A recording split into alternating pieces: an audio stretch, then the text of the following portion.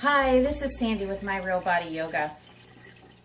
Today I want to talk to you, this isn't our usual Tuesday class, but today I want to talk to you a little bit about chronic health conditions and yoga. I have no makeup on today. I cannot believe I'm going to post this on the internet. I'm kind of in my just lazing around clothes. But I wanted to talk to you because this has really impressed me today. I am in an incredible amount of pain. My fibromyalgia is just off the charts. My neck hurts, my elbow, I get fibro really bad in my elbows. My elbow hurts, my wrist is horrible, and I have a spot on my right shin that just is more pain than I can even. It makes me cranky. And I'm going to enjoy the sunbeam. I hope you don't mind. I know it washed out my face a little bit, but yeah. And my cat is going to keep scratching in the background, so I apologize for that too. I hope you're not allergic to cats. Anyway. And with fibromyalgia, for me, comes depression. Well, for most people, comes depression. And then with depression comes not wanting to get out of bed. And then not wanting to get out of bed means I'm not moving, so my fibro gets worse. And then when my fibro gets worse, my depression increases. And fibromyalgia is really one of those chronic health conditions that is just really self-perpetuating. I don't know if that's why people gain weight when they have fibromyalgia, but it's part of why I gained weight. And so I wanted to talk to you about chronic health conditions and being on the mat. Is my yoga practice today going to be very cardio intensive or very weightlifting or real strenuous and sweating? No. Okay. Not every time we come to the mat does it need to be like you're going for the Olympic gold in yoga, right? What it does need to be is mindful of what is going on in my body and what does my body need today. And so what my body needs today is a little bit of work. And so what I'm going to do is I'm going to do some yoga to try to help my neck to let go. And then I'm going to go take a nap. Now, nap is different than Shavasana. Just to be really clear. My cat has never scratched herself so much. Oh, there she goes. Anyway, a nap is different than Shavasana. So a nap is a pillow and a blanket and a movie for me on a Sunday afternoon. Shavasana is an intentional, restful pose where my mind, body, spirit are integrating the work that I've done. So different focus. So if you say I did my yoga and I'm going to go take a nap, remember you didn't do Shavasana. And we are calling each other to a higher level of yoga. So I just really want you to understand that. The second thing is that how long do I have to practice? I don't have to practice at all, actually. How long do I choose to practice? It's going to go back to what we always talk about with what do you need? What's your body's yes? What is your body's no? Right now, my body's yes is practice for probably just a very few minutes because of my pain level. Go lay down, and then I'm probably going to get up and in a couple of hours do a few gentle sun salutations. Right now, what I really desire to do is get the pain out of my neck and shoulders. So, if you have a chronic health problem, always, talk to your doctor first, have to do the liability statement, but really listen to yourself. But here's what I don't want you to do. I don't want you to stay in bed and be sad, okay? And if you are bedridden, then what can you do? You can breathe. You can breathe with intention. You can move your hands. If we're doing something like this, isn't that, my neck just cracked. Isn't that some yoga right there? Right? Doesn't that make sense that that's a little bit of yoga? It's a little bit of intention.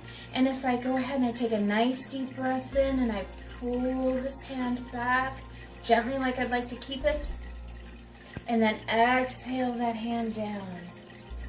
Isn't that yoga? exactly my point, right?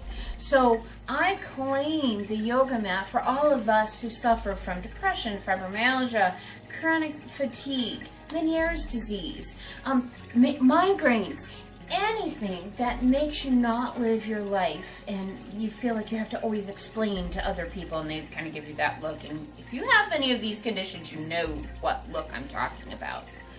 Okay, so I'm going to show you what I'm going to do for me, and I swear to you, it's just going to be a couple of minutes, so hang on. And then let's see what you can do for you, okay? So remember I said my left side is the one that's impacted, so I'm going to do some focus first on my right side. Okay, the reason is it's something called a reflexive arc. So if I work on the side that's unaffected, then the affected side will begin to allow the work also to start to relax. Reflective arc, it's not something I made up, it's actually reflexive arc. It's actually a thing, okay? So I'm going to take a nice deep breath in, come up high out of the waist, and exhale. I'm going to let go of all expectations of my yoga practice today.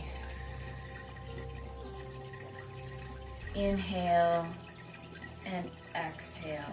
Now I'm listening to my body and I know that the usual thing that we do, the hand over the head and tip, is not going to work for me right at this moment. So I am going to go ahead and bring my right arm forward. Taking a nice deep breath in, I'm going to bring my right hand back. And then I'm going to exhale, dropping my right hand down. One more time, inhale up, exhale down. Now I'm going to bring my right arm over, left hand to the right shoulder, taking a nice deep breath in and exhale. I'm going to twist. The secret sauce behind this twist is actually my ribs are trying to go in the other way. You just can't quite see that. Nice. Oh, that feels good already. Left hand comes up, affected side. Take a nice deep breath in. Exhale. Oh, stiff and clicking, but working. Inhale. Exhale. Oh, nice.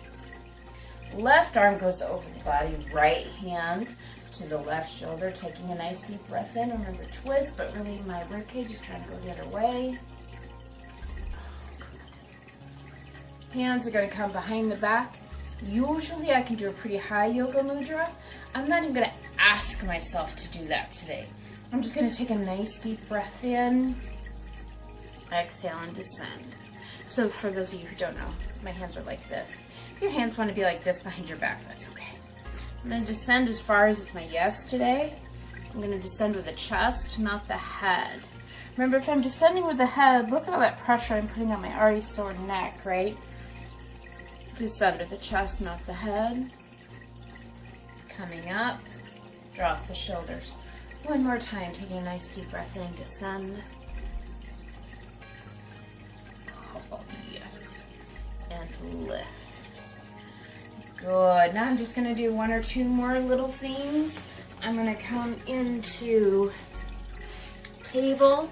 And I think if I do a little bit of camel through the eye of a needle, it might help some of my neck to let go. But remember, we do unaffected side first. So my right hand is going to go under, left hand over the top of the head. Oh, yay. Ooh. And coming up, other side.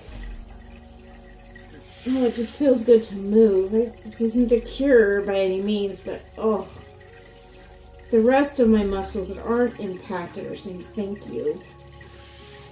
Coming up. Now, unaffected side first. I'm going to go ahead and just do a simple half moon. This is what I know about my fibro. It likes weight bearing. So if I do weight bearing, coming down, other side into a half moon. So what I know about, like I said, what I know about my fibro is it likes weight bearing, and it'll sometimes, if I do weight bearing on the impacted limb, it'll let go enough so I can rest. Nice job. Okay? Simple.